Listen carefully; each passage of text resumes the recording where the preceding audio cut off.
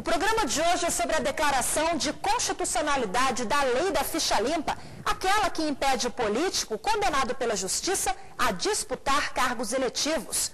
A partir desse julgamento no Supremo, os políticos ficha suja ficam proibidos de se candidatar por 8 anos. A decisão vale já a partir das eleições municipais de 2012 e terá um forte impacto no futuro da política brasileira. O cara já está sujo, o que ele quer lá ainda? Ele tem que conscientizar que ele não está apto para aquilo. Até se você for comprar uma coisa com o nome sujo, você não compra. A gente só está vendo corrupção.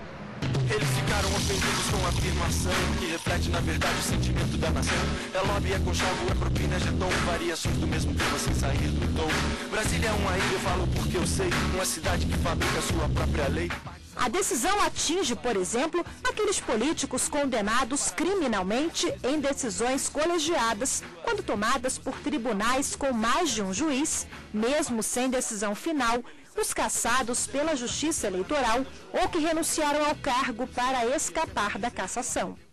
Papai, quando eu crescer eu quero ser anão, pra roubar, renunciar, voltar na próxima eleição. A lei da ficha limpa foi sancionada no dia 4 de junho de 2010. Segundo a lei, fica inelegível, desde a condenação até 8 anos após o cumprimento da pena, o político condenado por crime eleitoral como a compra de votos e ainda fraude e falsificação de documento público, lavagem de dinheiro e ocultação de bens, improbidade administrativa, entre outros crimes. Muito bom, né, que seja assim, porque diminui mais, né, a corrupção. Eu acho que foi a melhor maneira de a gente tentar moralizar a política do nosso país. Há uma demanda imensa na sociedade brasileira por boa-fé objetiva, por gente honesta, por gente correta, por gente que não viva para passar os outros para trás ou para se dar bem em detrimento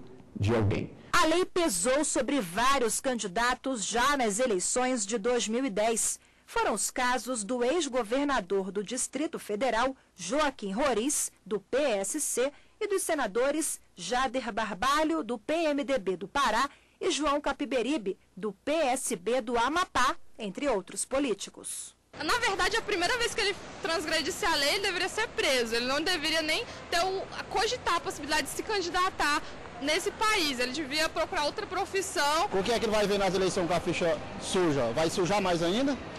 Não pode. E foi com a indignação de 1,5 milhão de brasileiros que a lei da ficha limpa foi aprovada por unanimidade pelo Congresso Nacional. O projeto de iniciativa popular foi o 4º a se tornar lei, graças à mobilização da sociedade civil. Organizações não governamentais, como o Movimento de Combate à Corrupção, a OAB, Ordem dos Advogados do Brasil, a CNBB, Conferência Nacional dos Bispos do Brasil e outras entidades se reuniram para a coleta de assinaturas em todo o país. Desacreditavam, nos chamavam de até loucos, mas nós fomos para frente, né, acreditando no nosso sonho e ousando. Nós mobilizamos de uma forma propositiva, constitucional, pacífica e fomos vencedores. Apresentar projetos de lei de iniciativa popular é um direito assegurado pela Constituição de 88, mas apesar de ser um instrumento de democracia, o processo é longo, difícil e muito burocrático. Segundo a Constituição Federal, um projeto de iniciativa popular precisa receber a assinatura de pelo menos 1% dos eleitores brasileiros, cerca de 1.400.000, divididos entre 5 estados, com pelo menos 0,3% do eleitorado de cada estado. Eu lembro da primeira assinatura que chegou, das mobilizações que fizemos para a coleta de assinaturas. A gente ia para campo de futebol, para festa de 7 de setembro, festas religiosas, aniversário de família, estávamos nós lá coletando assinaturas. As listas de assinatura devem ser organizadas por município, de acordo com o formulário retirado na Câmara dos Deputados. A assinatura de cada eleitor também deve ser acompanhada de nome completo, endereço e número completo do título, com zona e sessão eleitoral. É muito fácil, em abstrato, dizer que a participação popular é um componente essencial da democracia, como é. mas os mecanismos de aferição dessa vontade popular, nem sempre eles funcionam da maneira mais desejável. Depois que a lei da ficha limpa foi aprovada pelo Congresso, veio a polêmica em torno da aplicação dela para as eleições de 2010. Na época, o próprio Supremo decidiu que a lei só poderia começar a valer depois de um ano em vigor, já que alterava o processo eleitoral.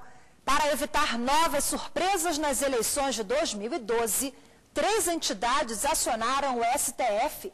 Os ministros tinham que decidir se a lei da ficha limpa estava de acordo com a Constituição e se valeria para as próximas eleições municipais. As ações julgadas em conjunto pelo Supremo foram apresentadas pela Ordem dos Advogados do Brasil, pelo PPS e pela Confederação Nacional das Profissões Liberais. A OAB e o Partido Popular Socialista defendiam a validade total da lei por meio de ações declaratórias de constitucionalidade. Já a entidade que representou os profissionais liberais questionava em ação direta de inconstitucionalidade o dispositivo que tornava inelegível o profissional condenado administrativamente por entidades de classe, como a Ordem dos Advogados do Brasil e o Conselho Federal de Medicina. O julgamento começou em novembro de 2011 e foi interrompido por 3 vezes. Enquanto não saía a decisão, a população mais uma vez se mobilizou. Milhares de pessoas foram às ruas pedir o fim da corrupção no país. Com faixas de protesto e vassouras verde e amarela na mão, integrantes do Movimento Nacional de Combate à Corrupção, estudantes e representantes da sociedade civil usaram a criatividade e a irreverência para pedir a aplicação imediata da lei da ficha limpa. A passeata, que foi feita em todo o Brasil, reuniu pelo menos 20 mil pessoas na Esplanada dos Ministérios, em Brasília. Depois de muita expectativa, no dia 16 de fevereiro, o plenário do Supremo, por maioria, reconheceu a validade da lei e determinou a aplicação da ficha limpa já para as eleições de 2012. Se for levado com seriedade, se não tiver nenhum escape nessa lei, o país pode mudar. Um tribunal não pode ser escravo da opinião pública, nem deve, mas na medida do possível ele deve estar em sintonia com o sentimento social. Foram quase 30 horas de debates, 3 pedidos de vista e muita discussão. A vida pregressa compõe a persona que se oferece ao eleitor. Ninguém será considerado culpado até o trânsito em julgado de sentença penal condenatória. Não perca no próximo bloco como votou cada ministro no julgamento das ações sobre a lei da ficha limpa no plenário do Supremo. Foi uma vitória da moralidade e da democracia no campo político. Você acompanha no programa de hoje o julgamento sobre a constitucionalidade de uma lei que pode banir da vida pública políticos corruptos que respondem a processos na justiça e que não têm compromisso com o povo brasileiro. É o julgamento sobre a lei da ficha limpa. Por 7 votos a 4, a Corte decidiu que a lei é constitucional, vale a partir das eleições municipais de 2012 e alcança fatos anteriores à edição da norma.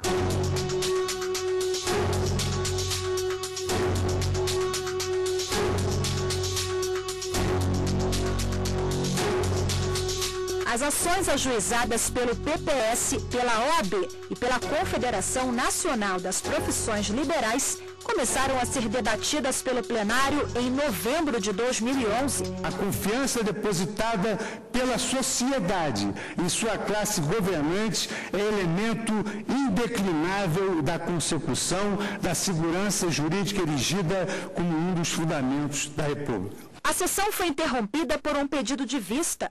E o julgamento foi retomado um mês depois, com o voto do ministro Joaquim Barbosa. O que se busca é o abandono da complacência e da conivência com a falta de moral, de honestidade, que aqui e ali ganham foros de aceitação, até mesmo pela via de expressões jocosas que não raro caem no gosto popular, como é o caso da execrável rouba, mas faz. Foram 7 votos a 4 pela validade da lei da ficha limpa. Os ministros Marco Aurélio, Ricardo Lewandowski, Carlos Aires Brito, Luiz Fux, Joaquim Barbosa, Rosa Weber e Carmen Lúcia defenderam a norma que surgiu de uma iniciativa popular levada ao Congresso. Já os ministros César Peluso, Celso de Mello, Gilmar Mendes e Dias Toffoli foram contra alguns pontos da lei. Eles ressaltaram que, além da presunção de inocência, cláusula pétrea do artigo 5º da Carta Magna, o inciso 3 do artigo 15 da Constituição veda a cassação dos direitos políticos, cuja perda ou suspensão só se dará no caso de condenação criminal transitada em julgado, ou seja, quando não há mais possibilidade de recursos. Uma Declaração Universal dos Direitos Humanos, aprovada pela Assembleia Geral das Organizações Unidas em 10 de dezembro de 48, em seu artigo 11.1, também proclama que toda pessoa acusada de delito tem direito a que se presuma sua inocência, enquanto não se prova sua culpabilidade, de acordo com a lei, e em processo público no qual se assegurem todas as garantias necessárias à sua defesa. Para o ministro Gilmar Mendes, a lei não pode retroagir para alcançar candidatos que já perderam seus cargos eletivos de governador, vice-governador, prefeito e vice-prefeito. Eu já mais me preocupo, presidente, com esta lei, mas com o convite que se possa fazer para que o legislador a atualize sempre no sentido de introduzir novos fatos, apanhando fatos do passado e produzindo situações casuísticas. Alguém que foi surpreendido ou que se negou a se submeter ao bafômetro. Veja, o legislador pode inventar isso simplesmente e dizer é inelegível. Não há limite para esse modelo. O ministro também criticou a possibilidade de pessoas afastadas administrativamente de entidades de classe, como a OAB, estarem impedidas de disputar um cargo político. Se há um caso em que é flagrante a violação ao princípio da proporcionalidade da razoabilidade, é este. Conferir a entidades com perfil quase sindical, muitas vezes propriamente sindical, o poder de decretar a inelegibilidade de alguém é algo muito exagerado. O artigo 15, inciso 3º da Lei Fundamental estabelece que, dentre as hipóteses de privação da cidadania, inclusive da perda da capacidade eleitoral passiva, está a existência de que, artigo 15, inciso 3º, condenação criminal transitada em julgado, enquanto durarem os seus efeitos, porque é necessário banir da vida pública pessoas desonestas, mas de qualquer maneira, pessoas ímpuras, mas de qualquer maneira é preciso respeitar as regras da Constituição. O problema da lei retroagir para qualificar, para dar eficácia negativa para um fato acontecido antes do início. Nós estamos atribuindo uma eficácia negativa, porque ela é restritiva do direito subjetivo público, baseado num fato acontecido no passado, quando a gente não tinha a possibilidade factual de eleger comportamentos. A maioria entendeu que a lei da ficha limpa deve ter aplicação imediata. 7 ministros do Supremo ressaltaram que a lei foi originada a partir de um projeto de iniciativa popular e destacaram também que a própria Constituição Federal prevê que candidatos tenham probidade administrativa e moralidade. O foco, a meu juízo, é a coletividade, buscando preservar a legitimidade das eleições, a autenticidade da soberania popular, em última análise, a assegurar o processo de concretização do Estado Democrático de Direito. Estas, portanto, as balizas que respeitarei no controle concentrado de constitucionalidade das hipóteses de ineligibilidade trazidas ao ordenamento jurídico pela Lei Complementar 135. Há de se interpretar, a meu ver, exatamente com base nos princípios que foram afirmados expressamente pela Constituição.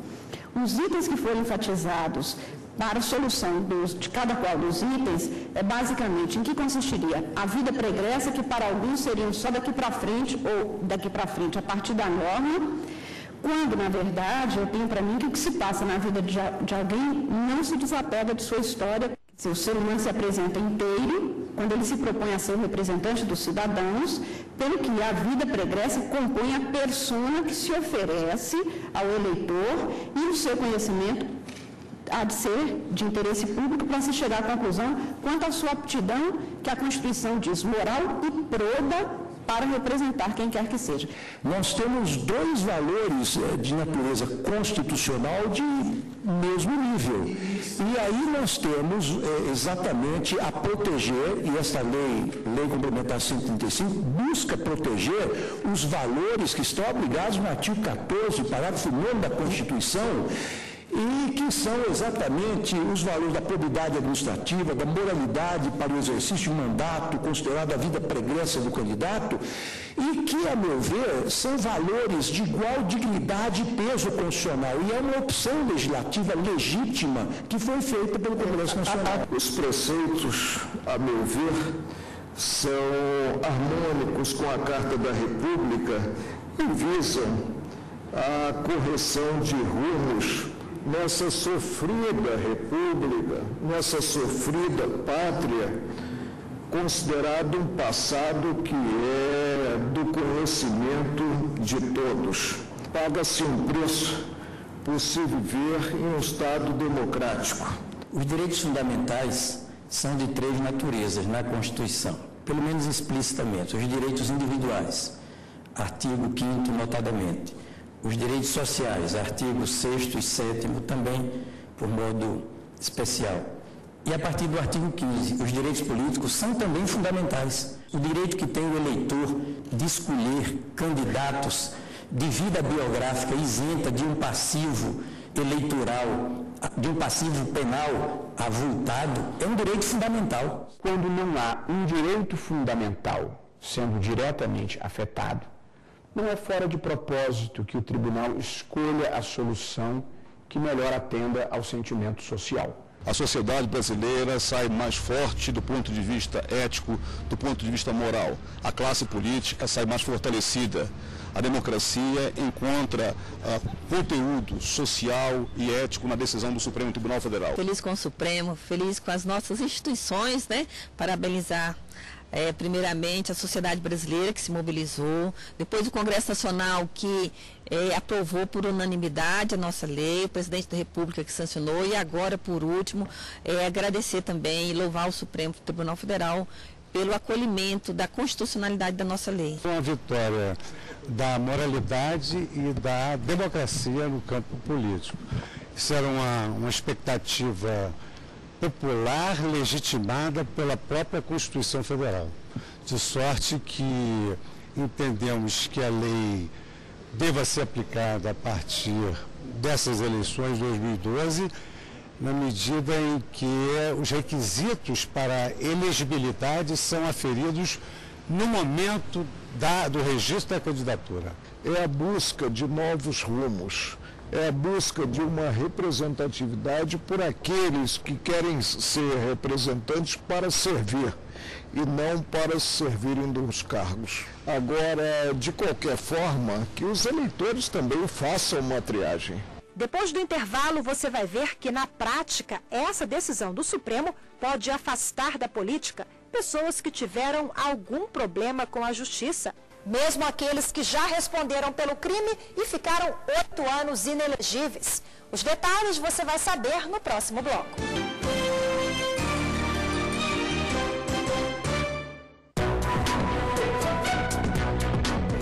O objetivo é avançar rumo a uma exigência efetiva de ética e transparência no manejo da coisa pública.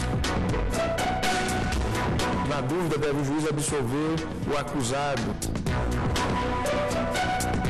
Nós estamos diante de ponderação de valores. A constitucionalidade da lei da ficha limpa é esse o tema do programa Grandes Julgamentos do STF de hoje.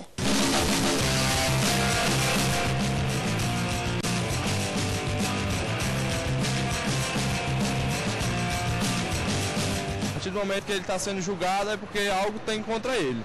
Mesmo que lá na frente ele seja inocentado, aí sim ele poderia voltar a se eleger, mas com ficha suja, respondendo processo, esse tipo de coisa, eu acho que não deveria ter acesso a se candidatar. O Brasil tem que ter pessoas mais adequadas, assim, que tenham qualificação para poder, né, governar melhor o país que está decadente, né? Finalmente as pessoas estão se manifestando, se mobilizando para fazer alguma coisa pela política do país. Estamos cada vez mais crescendo do ponto de vista educacional, cultural nesse país. Estamos aprendendo a votar. O Ficha Limpa sendo julgado constitucional confere segurança para o eleitor, confere segurança para o candidato e confere segurança para o próprio processo democrático. A decisão do plenário do Supremo pode mudar de vez a política brasileira. Um político condenado em segunda instância, por exemplo, dependendo da idade dele, das pretensões políticas e do andamento do processo, poderá ficar para sempre de fora do processo eleitoral. Isso porque o político condenado em segunda instância, como um tribunal de justiça, por exemplo, ficará inelegível desde a condenação por órgão colegiado até o transcurso do prazo de 8 anos após o cumprimento da pena. E como o sistema jurídico prevê inúmeras possibilidades de recursos, o processo pode demorar anos para ser concluído. Só depois da condenação em última instância, geralmente no Supremo, é que ele vai começar a cumprir a pena imposta. E quando terminar de cumprir a pena, o político condenado ainda estará proibido de se candidatar por mais 8 anos. Em alguns casos concretos, nos quais os indivíduos sejam condenados, por exemplo, a pena de 30 anos, a impossibilidade de concorrer a cargos públicos eletivos pode estender-se em tese por mais de 40 anos. É um símbolo moral positivo. As pessoas que vão ingressar em cargos públicos eletivos são pessoas que não estão acertando as suas contas com a justiça. O julgamento sobre a lei da ficha limpa era aguardado por toda a sociedade brasileira. O assunto teve grande repercussão nas ruas, na mídia, na internet. Nas duas últimas sessões em que o Supremo discutiu a validade da lei, em fevereiro de 2012, o tema esteve entre os 10 assuntos mais comentados do país no microblog Twitter. A lei da ficha limpa, ela revela uma demanda social por uma política renovada. Ninguém deve imaginar que a vida mudou a partir daí. Eu acho que abriu-se uma porta e acho que uma porta que pode nos levar a uma passagem mais positiva, de mais cobrança, de mais exigência de probidade de uma maneira geral. Essas eleições municipais, elas já virão com um novo perfil de candidato, né? E em 2014 também o Congresso Nacional, a gente espera também um novo Congresso, um Congresso mais comprometido com o povo, enfim, a gente quer melhorias e ter mais orgulho do Brasil, né? Não só no futebol, não só no carnaval, mas também na cidadania. Eu acho que vai levar um tempo ainda, assim, para limpar, né? Tudo, mas é com certeza um passo muito importante. Ficha limpa somos nós que não temos a cara de pau que esses caras têm, tá? De se candidatar e continuar com a boquinha. O Grande Julgamentos do STF fica por aqui. Muito obrigada pela sua companhia e não perca no próximo programa mais uma grande decisão do Supremo. Até lá. Eles ficaram ofendidos com a afirmação que reflete na verdade o sentimento da nação. É lobby, é conchavo, é propina, é jeton, variações do mesmo tema sem sair do tom. Brasília é uma ilha, eu falo porque eu sei, uma cidade que fabrica sua própria lei, onde se vive mais ou menos como na